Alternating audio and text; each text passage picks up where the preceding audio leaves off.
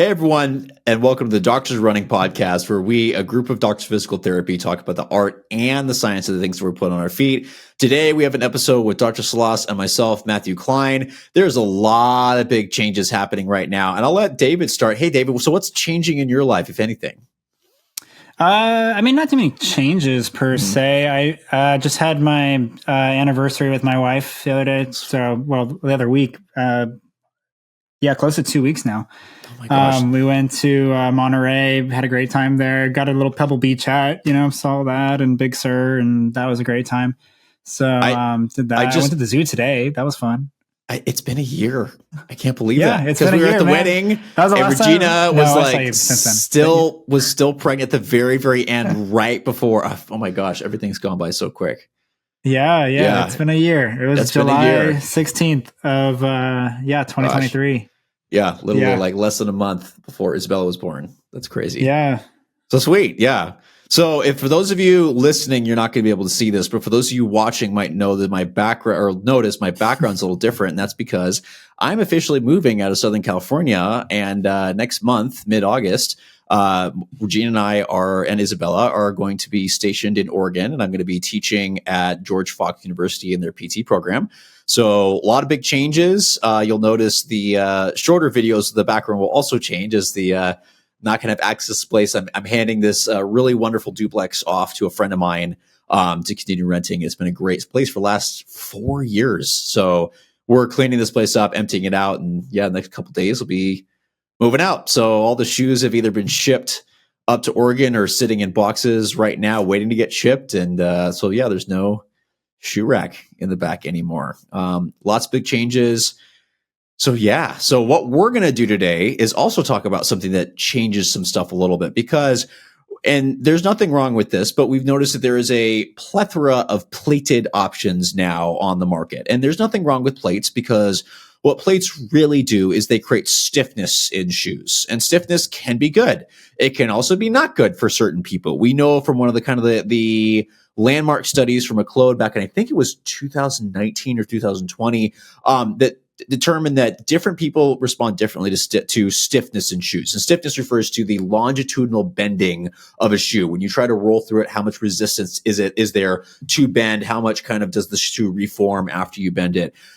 Some people respond really well to more stiff shoes, and some stiff shoes also get in not just longitudinal, but like side to side lateral bending as well. That actually can work really well for people like myself that maybe need a little bit more rigidity and more stability in it.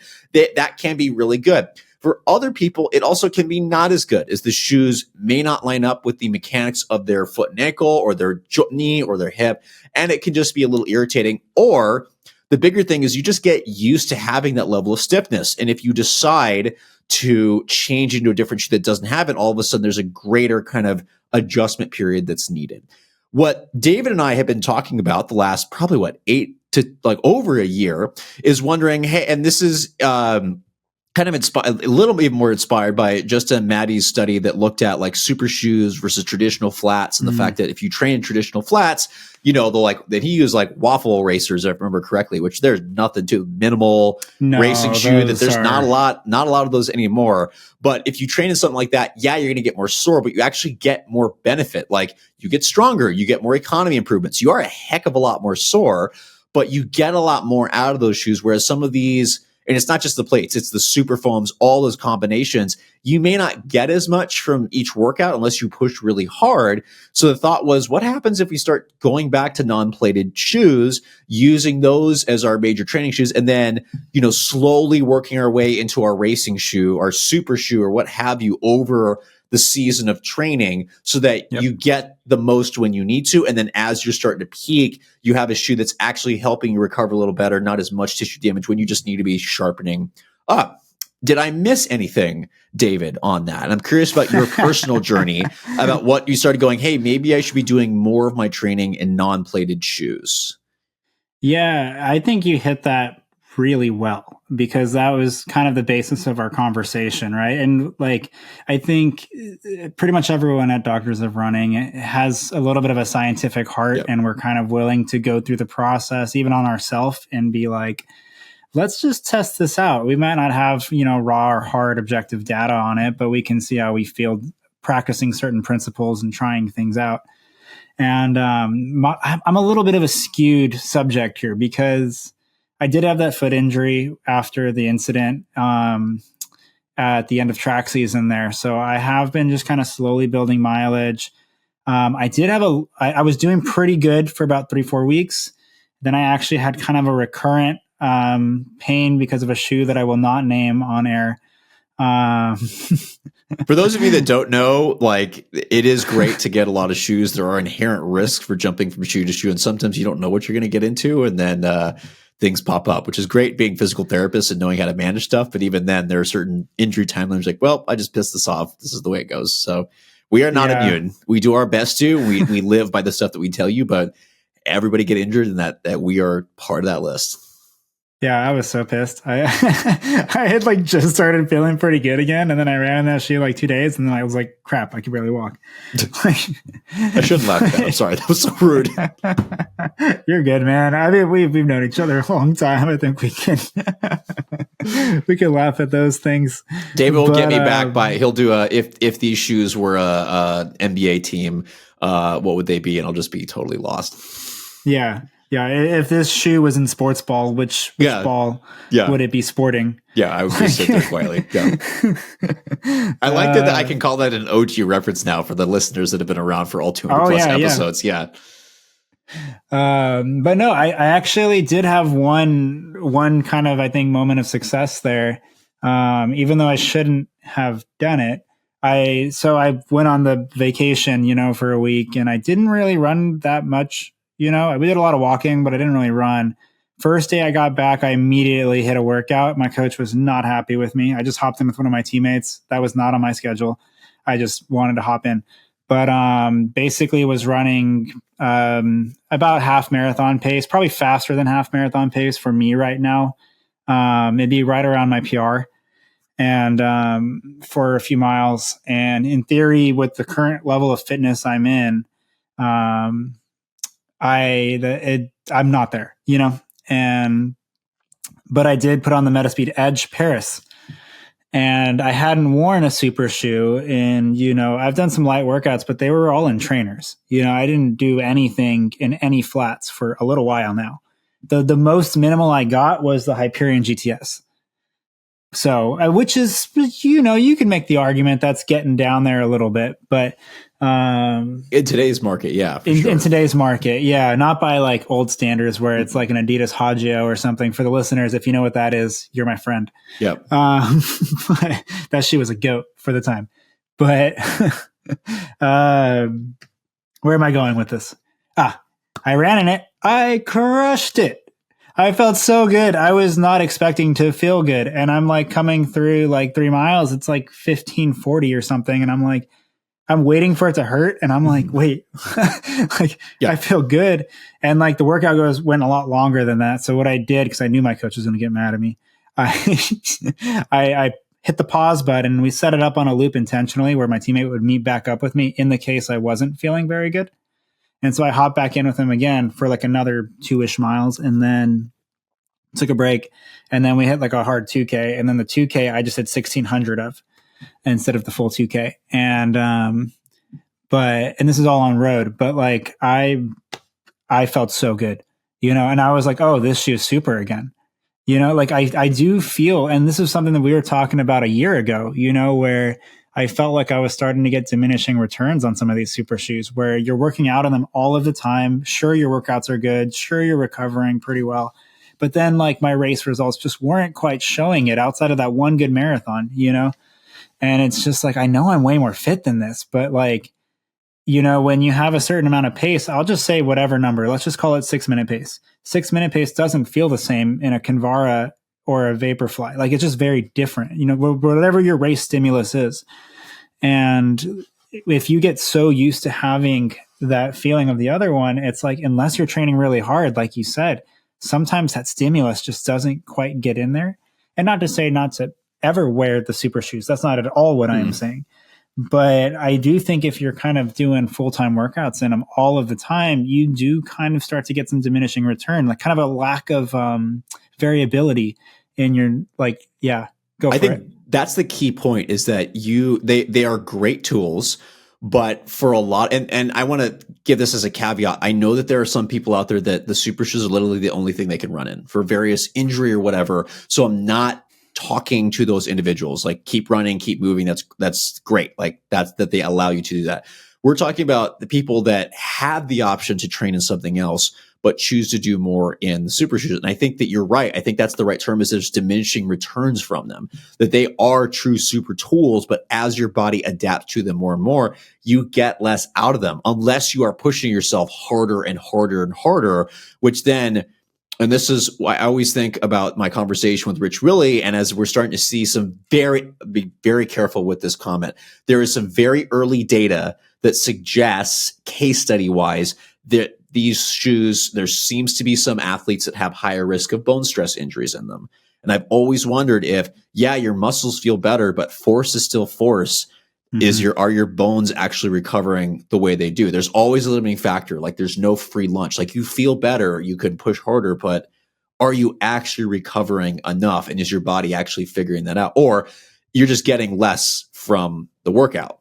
So the diminishing returns is good. It's not saying don't train in them, because you need to get used to these before you go use them in a race. You should not be like, I've never run on these and I'm just going to put them on. Like there needs to be some key workouts beforehand that you use them for. But the diminishing returns, I think, is where this conversation really started.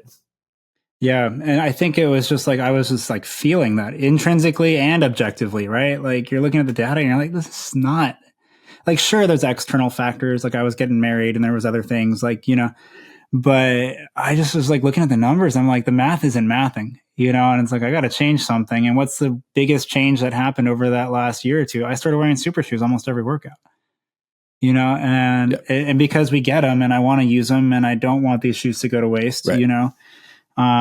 So, I mean, I always try to find really good homes for them where they get used in the situation. They're not on my feet, but at the same time, I just want to make sure they get used. So I was trying to do that. And I think I might have shot myself in the foot a little bit, no pun intended. Claire, it's like, we're not saying don't use them. Like we obviously get these and we've got to review, we got to get miles on them. But I think I'm in the same boat where the last year, especially as life's been really challenging, to go, hey, I'm doing these workouts. I just don't feel like I'm getting as much out of these.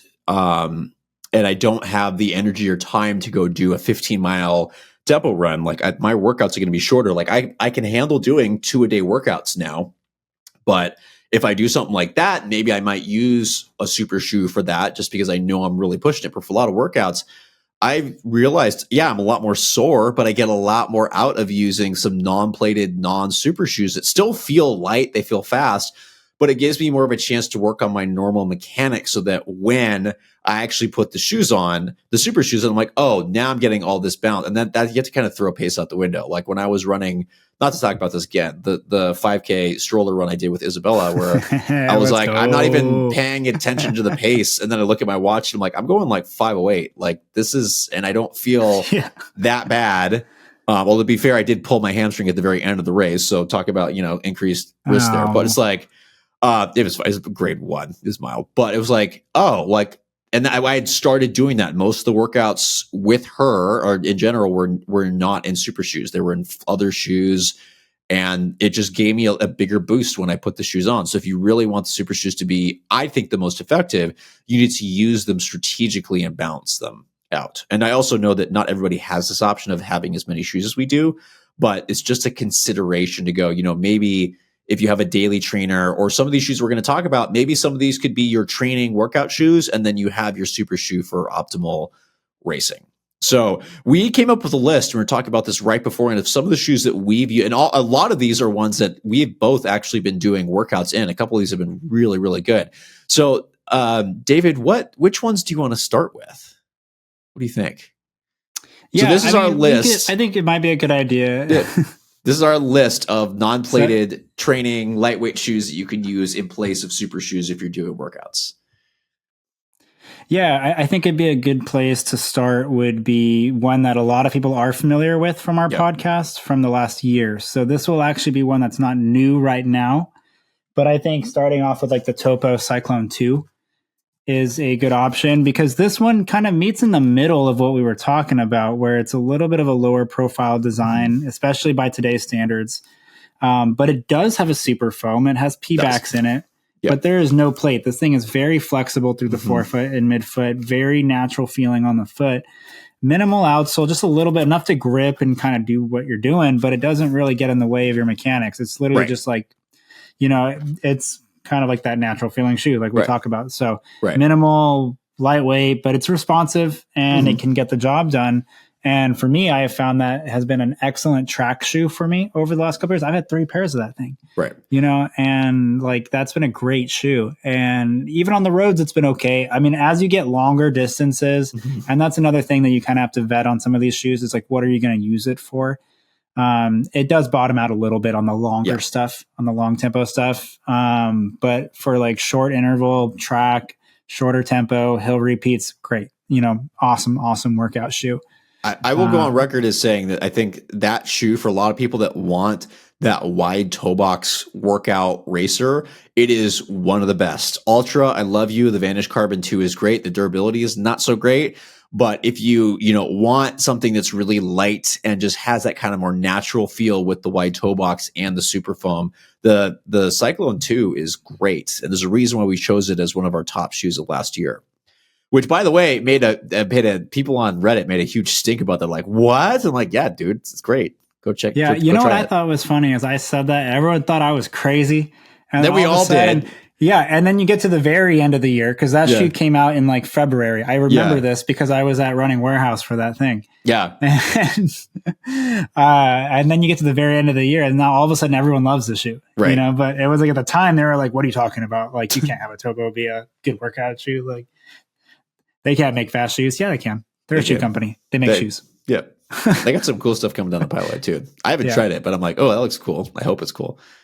All right. So I'm going to go next as a classic favorite of mine, the Saucony Kinvara 15. Oh, yeah. Which I have with me. And this version, the version 14, was a little challenging for me personally, just because I just fractured my toe. I was getting into stuff. I did some light stuff in it, but I didn't have as much speed options at that time because I was still coming back from fracture. The 15 has been a great shoe where they actually lowered the stack height a little bit, still super light. I've seen 7 ounces. I've seen 6.8 ounces. I need to weigh mine, but my scales. Oh, I have a scale right here. Let's do it. We'll do a live weigh-in. Sweet. Live weigh-in. I'm a men's 9.5, so just take a little bit off of whatever I have. So it'll be curious. A little bit of dust and some dirt, but nothing too heavy to outweigh it. Just gonna add a gram at most. Let's see here. So while David's doing that, I've really enjoyed this shoe. It does have good flexibility. No, the midfoot doesn't flex as much if you don't like try to force it there, and that's not how your foot usually works. Just a night, and the foam is really it's power run, but it's just got some nice snappiness to it that feels really good.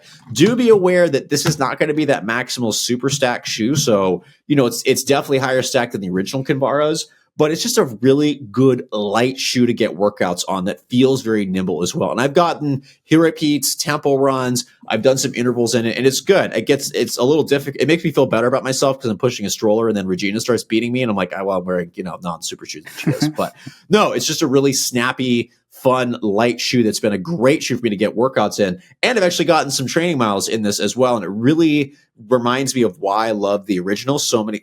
15 years ago? Oh my gosh.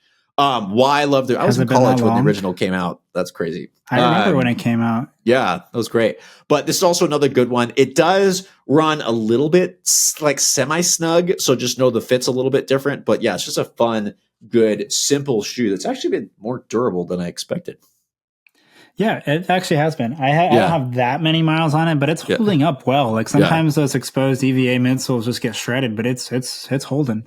Yeah. Weigh-in was 9.5, men's 9.5, 7.07 ounces. Oh, so the men's size 9 might high be sixes. High sixes, which is great. This isn't just a lightweight trainer. This is like a potential racing shoe for people that don't want plates or a super foam. This is totally in that realm of like, dude, you could easily use this as a racing shoe. Totally. Nice. You want to go next? Yeah, I can go next. Sure. We didn't say this, but we'll probably just switch back and forth. Yeah, we could do that. Yeah, we're doing this live. We're doing it. I'll go with the next one. So this one's a little bit different from the two that we just listed. And this one's been around for a while too. It's on its 16th iteration now. You know what I'm going to. I know what it's he's the going with. ASICS Noosa Tri 16. Always Great. with the bright, crazy colors. Yeah. I feel like I can never look at a Noosa and be like, oh, it's just black and white. Oh, it's navy blue. Yeah, There are some black and white colorways, but they are not calm in any form at all. Yeah, I feel like it's a prerequisite for a Noosa to just look wild. But the Noosa 16, very good option as well for a lightweight, performance trainer, workout shoe, whatever we want to call it. Now, this one's a little bit stiffer. There is some flexibility. There's no plate, but it's a little bit stiffer. There's a little bit more of a toe spring. So you get a little bit more of from that geometry standpoint, a little bit more of that super shoe kind of rolling feel off the forefoot. Now, the foam is not a super foam. This is the regular flight foam. It's a firmer feel. Or is Flight it Foam Blast Plus? Oh, it is right? Blast Plus now. It's Blast Plus. You're right. You're right. And if you've run in the Noosa Tri 15, this one is a little bit softer, but it's still firm. Like the Noosas have always been on the firmer side of things. Always. Good traction underfoot. And it has just a little bit more stack to it, but it's still pretty low, by today's standards. Moderate stack height by today's standards. Yeah, for sure. Yeah, so that one is a little bit different because it's not as flexible. So you have a little bit more toe spring, a little bit more stiff for those that want that. And I think that one too is another nice tempo shoe, can hit the track. That one I think can go a little bit longer in distances than some of the other ones, but I don't know. That's up to the person at that point, if you can tolerate it, in that 15 plus mile range, but upwards of 10 to 13, I think it's a great, great shoe. And this actually brings up a really good point because you mentioned that, it's still a little bit stiff, even though it's not a plate. And we were talking before we recorded this going, well, if we're talking about non-plated shoes, does the Super Blast count? And I don't think it does because, again, stiffness can come from many different areas. And the Super Blast, the stack height is so high and how rigid it is, it might as well have one. It doesn't, but the plate is not the only thing that can create such a stiff ride, and certainly a ton of stack height can too. So we're not including the Super Blast in this list. Not as bad shoe. It's been a favorite. It's a great shoe. It's one of those versatile ones that can handle a lot of mileage and do some up tempo workouts and marathon races for a lot of people. But we're talking about more of the moderate stack height. I think for most of these is probably going to be the key, I think. So definitely Noosa Tri 16 is a great one, and also feels like sometimes it flies under. It always gets a ton of views, by the way, on both the website and videos. People love it. Yeah. People love it, but I feel like in general, I don't see a lot about it frequently. And I think people should talk about it more just because it's a good, solid shoe that doesn't break the bank, but also one that can pick up the pace. Right. What about you? What do we got next? Yeah, so I was going between a couple. I got to give the New Balance Rebel V4 a shout out, and that's my one because it's got the little more of there's a Piba influence there, but it's not as much as we kind of thought it was. In the fuel cell, the new version is wider. It's actually way more stable because the midfoot's wider. So I really enjoyed it. Got a ton of miles on it. It's a great shoe. It can handle workouts very easily. It is a little bit more flexible because it's more moderate stack height. Fit is really good, and just that really nice lighter weight. I struggled with the previous version because it was too narrow.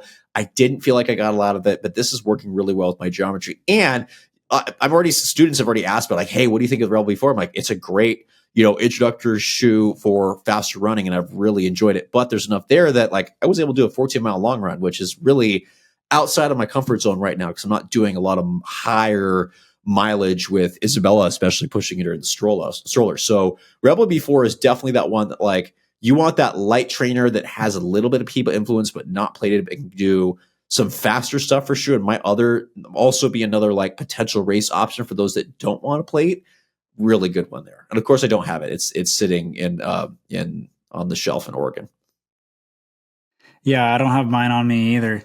That's another one too. If you like the flexibility on the toe spring, at the very end is more on the toes. It's a little bit farther forward than some other shoes. And so for me, that actually didn't work for me very well. But for some people, they really like that feeling.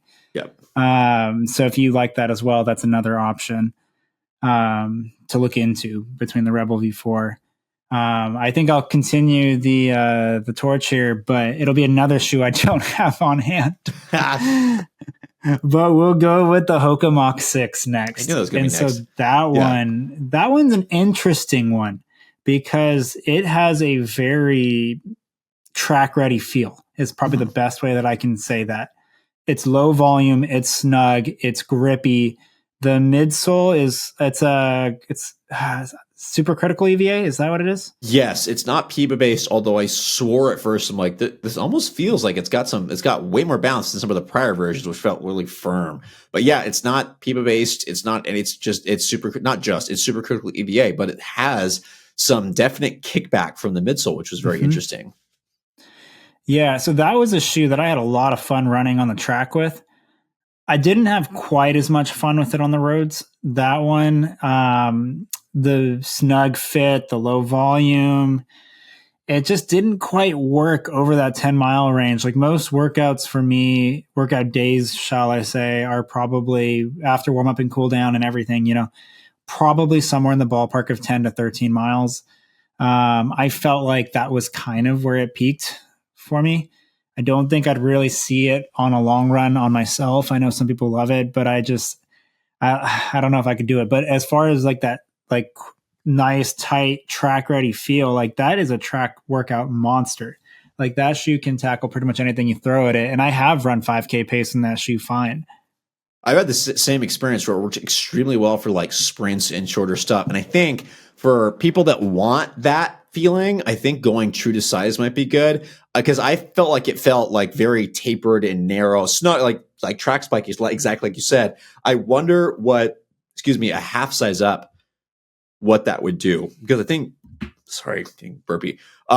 Somebody, was it Andrea that tried a half size up and said it was a lot better? Somebody tried that and said it was much better in that realm. So you might, if you want it for a little longer distance. I think it was Nate. Maybe it was Nathan. Yeah, it was Nathan. That's right. You should try maybe a half size up if you want it for a little longer distance stuff. But again, another great shoe that lighter weight could easily be a racing shoe for a lot of people. That's just snappy and a fun shoe that's not plated.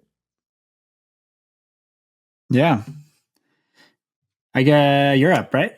Yes. So I'm going to throw in the Hyperion as I hit my speaker.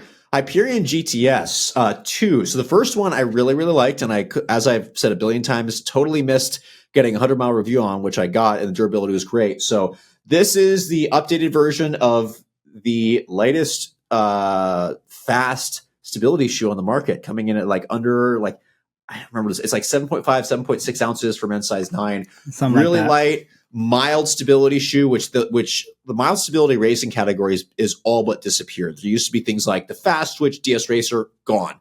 So very moderate stack height, nice little DNA flash here, which is not the most responsive foam. It's not a super foam, but it's just a good natural riding thing that feels really good, and it's still really protective. I've done a ton of miles on these and a ton of workouts, and I've really enjoyed them. It is very clear they are not super, and I'm not talking down to Brooks on that, but it's a great shoe if you want to move faster but still need that mild stability component. You have experience in the non-GTS version, correct?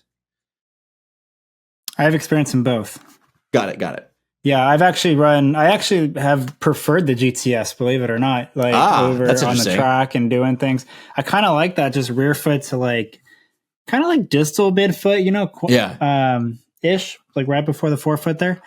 Those guide rails are kind of nice. It kind of just firms it up a little bit, and it just feels good for my heel. So I just like the way it transitions there. The difference between the GTS and the Hyperion 2. So, I know they look so different when I hold them up. But, barring any obvious differences, they have the guide rails, basically. The sarcasm took me a second. Fatigue. Oh, you're good. I think there's also like a very slight lag between us. That is okay. Yeah. But I think we're missing things slightly. But anyways, the go-to support is what GTS stands for. And so they have these guide rails basically on the medial side of the foot and on the lateral side.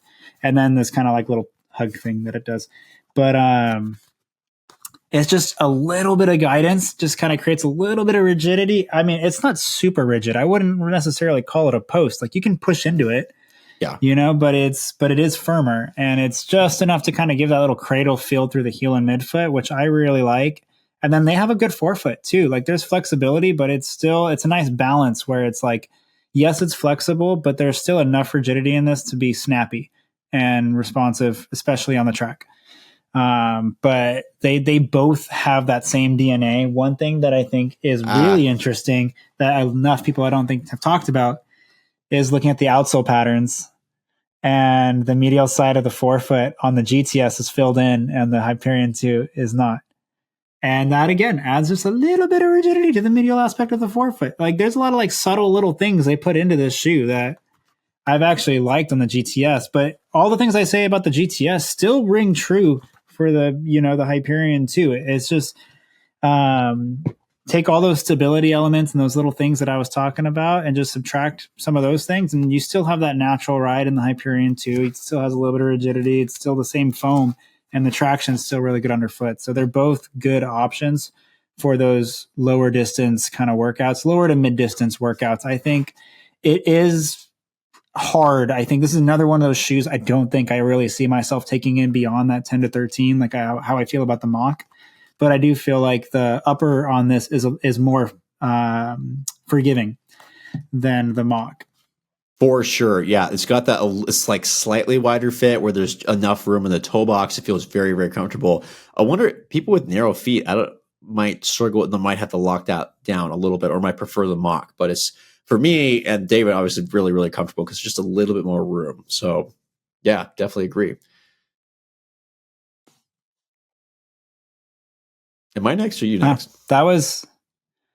I think I am, but we got through the list. We just had one other one that I had written down that's technically not a lightweight trainer, but we feel like you could make the case that it could be in there, and that's the Saucony Ride 17.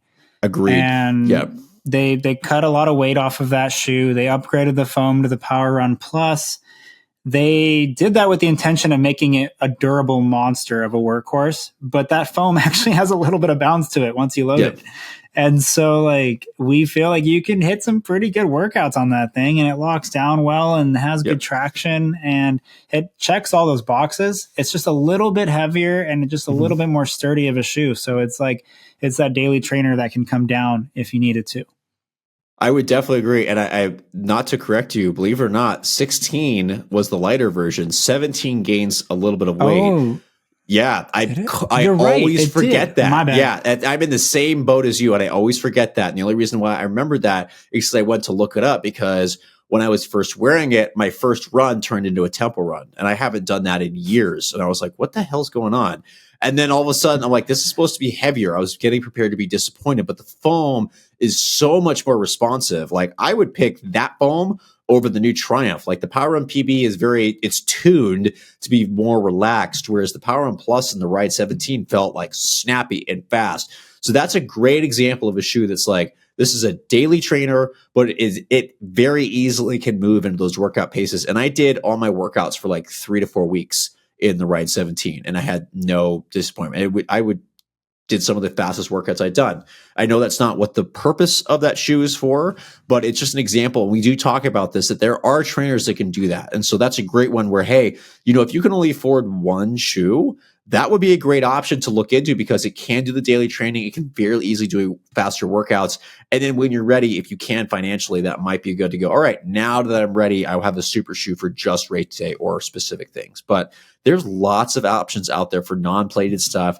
And we're not trying to scare you away from super shoes, but we're also telling you that a lot of people need to think about utilizing them in moderation, because we as clinicians and also ourselves are seeing things that these super shoes are not free energy, right? That violates the laws of physics. Mm-hmm. If you put force into the ground, it's got to go somewhere. Yes, these shoes tend to improve your running economy, and certain people that might improve how fast you're going, right? That comes with a cost somewhere. And it's not the scary going, you need to make sure you're using these tools the right way and understanding how they impact your body. And as we figured out going, you know what?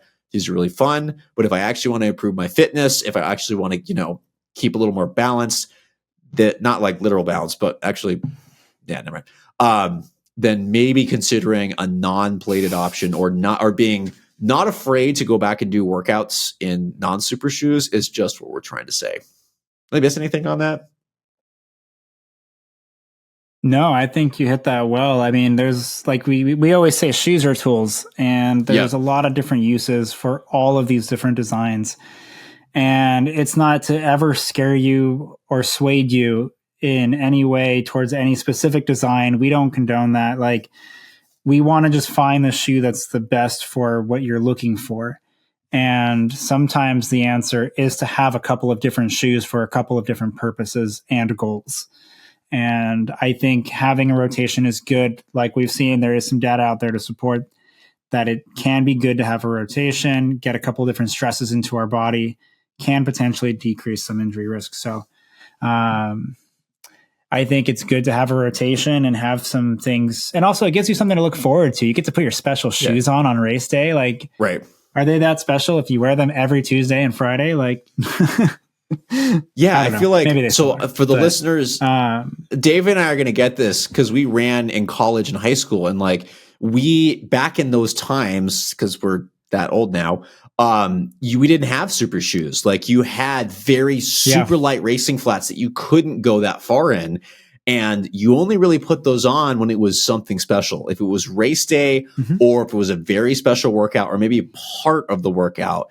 And now, I mean, and you couldn't do that much. Like I remember like the Mizuno Wave Universe was a great example. One of my favorite racing shoes that I still have a pair of, that I put those on. I'm like, yeah, I can't do what I once did in this stuff because I'm just not used to it. Right. And that was like that special shoe. Now you have super shoes that not only are they like crazy, like good, but you can wear them all the time. You can do warm-ups and cool downs in them and not feel super uncomfortable. And so we're just telling you that I think a lot of people get used to having that feeling all the time, and something feeling that good all the time may not be the best option in terms of improving your fitness. The jury's still out on injuries. And I'd be very careful about that because there's only a couple case studies and we still have a lot to learn. But we do know no matter what shoe has come out, injury rates haven't changed over all the years. Right. The types change because these different shoes place forces in different areas and stress tissues. But the rates, how many people get injured, exactly the same. Anywhere from 20 to 70% of all runners. That's a huge variation of the research is all over the place. A good number of runners get injured every single year. And the things that are going to help you, which David alluded to, is there is evidence from Laurent Maslow that suggests that a shoe rotation can reduce your injury risk. Strength training can reduce your injury risk, but also making sure you train smart and give your body time to adapt. And sometimes super shoes may cause you to overreach in ways you might not be aware of. So that's where we're just suggesting that, hey, you might want to consider rotation if you can financially afford it. If not, something like the Ride 17 might be a really good option to go, hey, how can I balance this out and still have my daily and workout shoe? But we're just encouraging you, as David said, to learn, as we are trying to learn as well, how to train smarter and get more out of this stuff. And sometimes using the thing that feels good, really, really good, all the time may not be the best option. And we are also finding that out personally. Well, sweet. I can't sum that up any better than you just did. Should we do an NBA question? No, please. Oh, if not going to be able to answer it all. It's terrible because one of my a very, very good friend of mine, an inspiration, Dustin Willis, is currently over at the Paris Olympics with the U.S. Basketball team because he's one of the head PTs there. So that's great. So I should have a better idea of that, but unfortunately I don't. So Dustin, in the very rare chance that you listen to this, giving you a massive shout out. It's really cool to see you at the Olympics. But yeah, so that is our episode on talking about the best non-plated lightweight trainers and training shoes that can also be used for workouts. We encourage you, as always, to look at us as resources. The purpose of all that we do is really to help you find what's going to work best for you. I figure it'd be nice to have this disclaimer in that we do not accept any finances from companies, that we do not allow people to pay us. We do everything independently. Yes, shoes do get sent to us free of charge, but that does not influence how we write reviews. We're not afraid to poo-poo on a shoe if it sucks, as we have done frequently. What we do though is we do make a little bit of profit from some of the ads and stuff like that. So always is helpful. It's really helpful. Although we all have full-time jobs, if you can like and subscribe to if you're listening on any of the different platforms out there for podcasting, if you can like and subscribe to us, or if you're on YouTube watching this, like and subscribe, it does help us maintain a little bit to help us keep going and support us doing this stuff. Because like I said, we all have at least one full job on top of this. So every little bit helps support us to be able to keep making good content that hopefully is helpful and educational, and not only helps you find what works for you, but also maybe even saves you a couple bucks buying stuff that's not going to work. The other thing is we actually don't want to see you in our offices. We really like all of you, but we don't want you to get injured. So that's the other thing. So just a little disclaimer based on some comments that we've heard on YouTube and what have you. But we really appreciate you joining us for this journey. Hope, as always, this stuff helps. We have lots of different platforms that we're always on, in terms of everything from LinkedIn to Facebook to Instagram to all the YouTube, all the different social and podcast sites. Like I said, please give us a like, subscribe, and as always, hope this information is helpful to you.